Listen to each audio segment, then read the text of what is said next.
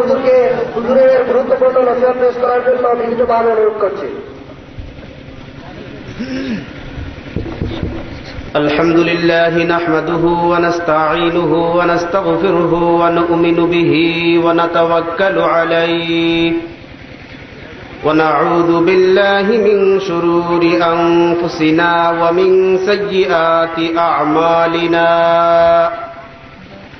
من يهده الله فلا مضل له ومن يضلله فلا هادي له ونشهد أن سيدنا وحبيبنا وشفيعنا ومولانا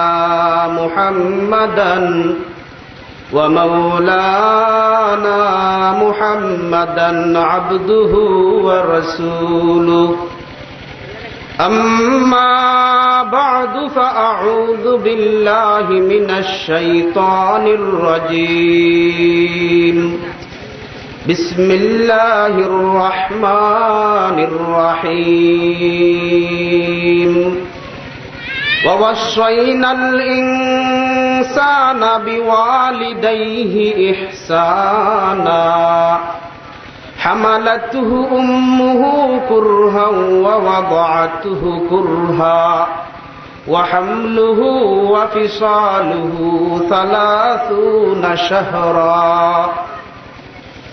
صدق الله العظيم بارك الله لنا ولكم في القرآن العظيم ونفعنا وإياكم بالآيات والذكر الحكيم أستغفر الله لي ولكم ولسائر المسلمين فاستغفروه من كل ذنب إنه هو الغفور الرحيم صلى الله على سيدنا ومولانا محمد وعلى آله وأصحابه وسلم صلى الله على سيدنا ومولانا محمد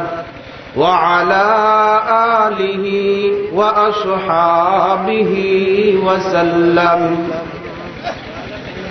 শামসুল উলুম বলকপুর মাদ্রাসার তৃতীয় বার্ষিক ইসলামী মহাসম্মেলনের শ্রদ্ধেয় সভাপতি সাহেব, উপস্থিত হযরত উলামায়ে কেরাম, গ্রামের ও তৎপার্শ্ববর্তী এলাকার হযরত মুরব্বিয়ানে কেরাম, সমবয়সী যুবক ভাইরা, মাইকের আওয়াজ যতটুকু জায়গা পর্যন্ত পৌঁছতেছে, পর্দার অন্তরালে অবস্থানরত আমার সম্মানিতা মা ও বোনেরা, আজকে বড় খুশি লাগে, বড় আনন্দ লাগে যে এমন একটি সময়ে এমন একটি দ্বীনি মাদ্রাসার মাহফিলে বসার যে সুযোগ আল্লাহ করে দিয়েছেন, আর আমাকেও আল্লাহ যে সুযোগ করে দিয়েছেন আপনাদের সাথে শরীক হওয়ার, সে কারণে আল্লাহ রাব্বুল আলামিনের শুকরিয়া আদায় করি আলহামদুলিল্লাহ, এবং দোয়া করি আল্লাহর কাছে এই মাদ্রাসা প্রতিষ্ঠাকালীন সময়ে যে সমস্ত মুরব্বিয়ান, যুবক,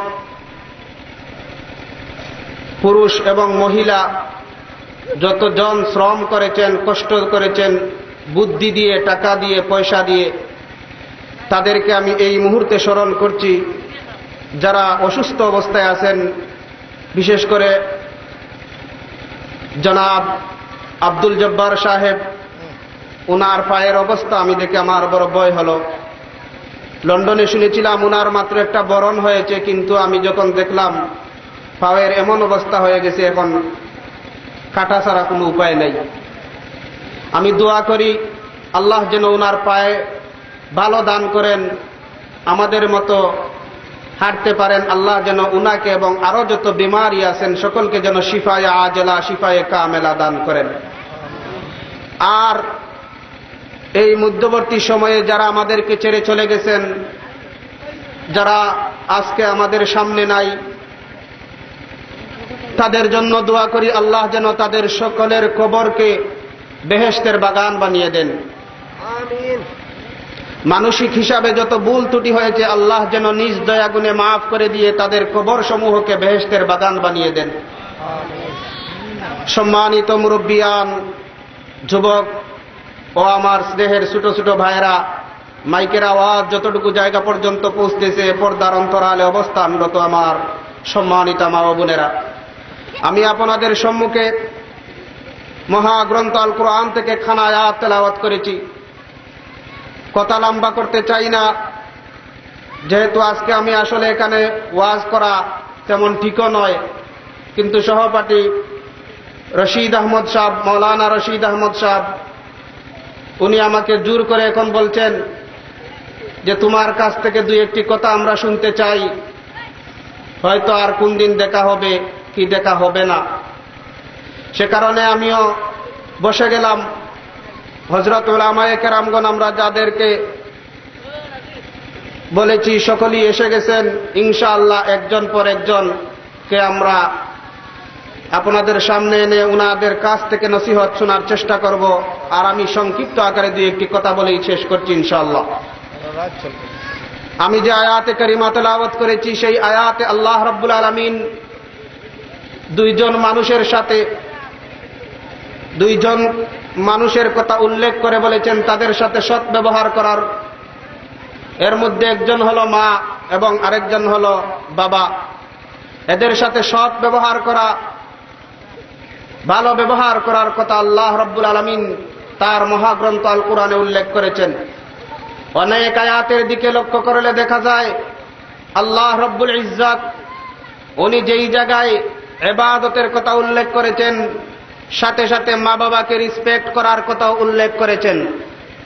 সেজন্য যে আয়াতে কারিমা তেলাওয়াত করেছি, এই তেলাওয়াতকৃত আয়াতে আল্লাহ রাব্বুল আলামিন ঘোষণা করেছেন, আমি মানুষ জাতিকে আদেশ করি তোমরা তোমাদের মা এবং বাবার সাথে সৎ ব্যবহার করো, তোমরা তোমাদের মাতা এবং পিতার সাথে উত্তম ব্যবহার করো। তারা যদি, আরেক আয়াতে আল্লাহ বলেছেন, তারা যদি বার্ধক্য বয়সে উপনীত হয়ে যায় তখন তাদের সাথে হুসনে উত্তম ব্যবহার করো এবং তাদেরকে এমন সুরে কথা বলিও না, এমন আওয়াজে কথা বলিও না, এমন ভাষায় কথা বলিও না যে ভাষার কারণে, যে কথার কারণে তাদের জবান থেকে বাহির হয়ে যায় উফ শব্দটি। এ ধরনের বাক্য উচ্চারণ করার জন্য তুমি তৈরি হইয়ে যেও না।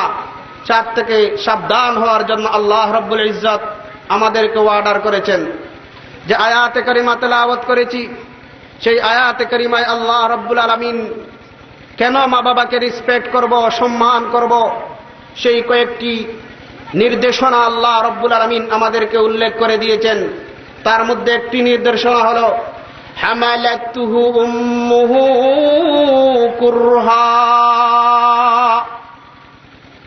তাদের সাথে কখনো ধমকিয়ে কথা বলিও না, তাদের সাথে কখনো বদসুলুকি অশুভ ব্যবহার তাদের সাথে করিও না।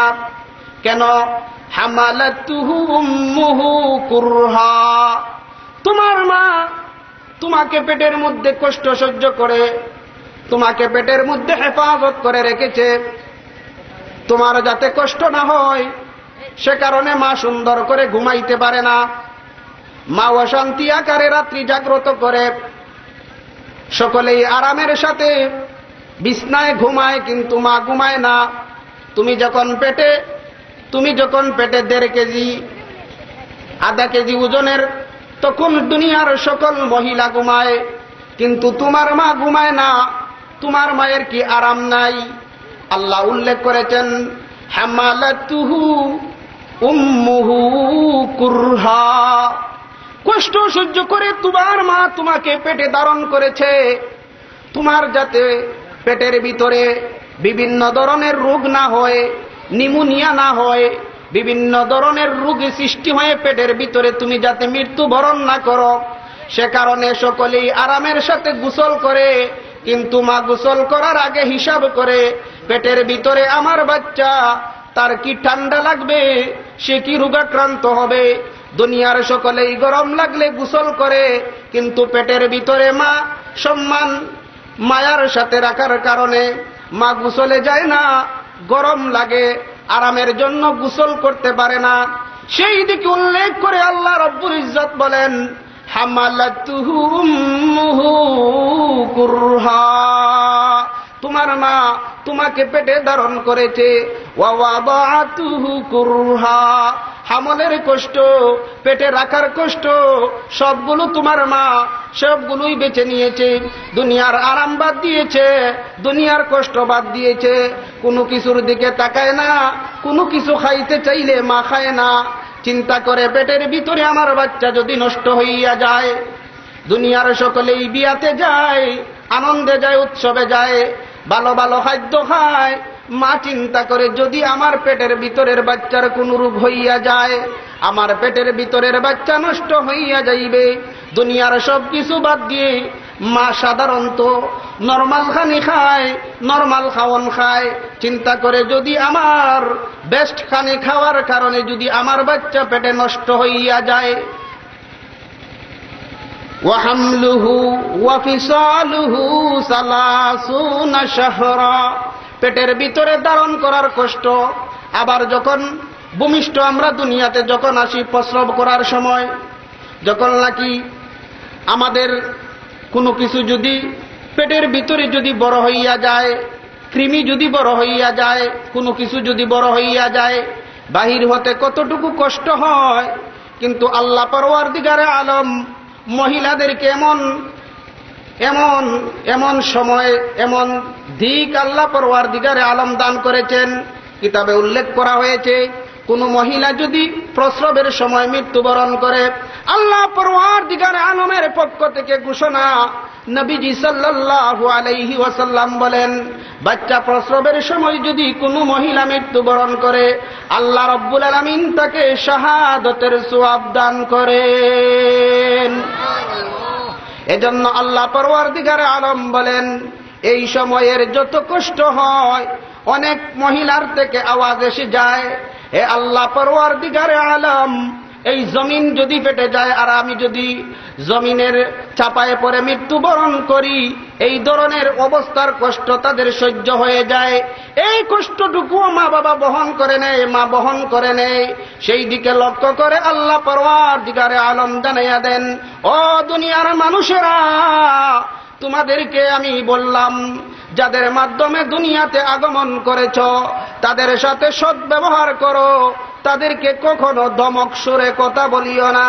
রাসূল করিম সাল্লাল্লাহু আলাইহি ওয়াসাল্লাম হাদিস শরীফে ফরমান, হুমা জান্নাতুকা আও নারুকা, ওই মা এবং বাবা তোমার জন্য হয়তো জান্নাতের মধ্য থেকে একটা জান্নাত, অথবা জাহান্নামের মধ্য থেকে একটা জাহান্নাম। সাহাবায়ে কেরামগণ জিজ্ঞাসা করলেন, ইয়া রাসূলুল্লাহ, ইয়া হাবিবাল্লাহ, কেমনে গো জান্নাত আর কেমনে হবে জাহান্নাম? নবীজি সাল্লাল্লাহু আলাইহি ওয়াসাল্লাম বলেন, ও সাহাবায়ে কেরামগণ জেনে রাখো, নবীজি সাল্লাল্লাহু আলাইহি ওয়াসাল্লাম বলেন, কোন মানুষ যদি তার মার সাথে সদ্ব্যবহার করে, তার বাবাজির সাথে যদি সদ্ব্যবহার করে, আর সে যদি আল্লাহ পরওয়ারদিগারে আলমের কাছে দোয়া করে নেয় মা বাবা, সঙ্গে সঙ্গে আল্লাহ পরওয়ারদিগারে আলমের পক্ষ থেকে ঘোষণা করা হয়,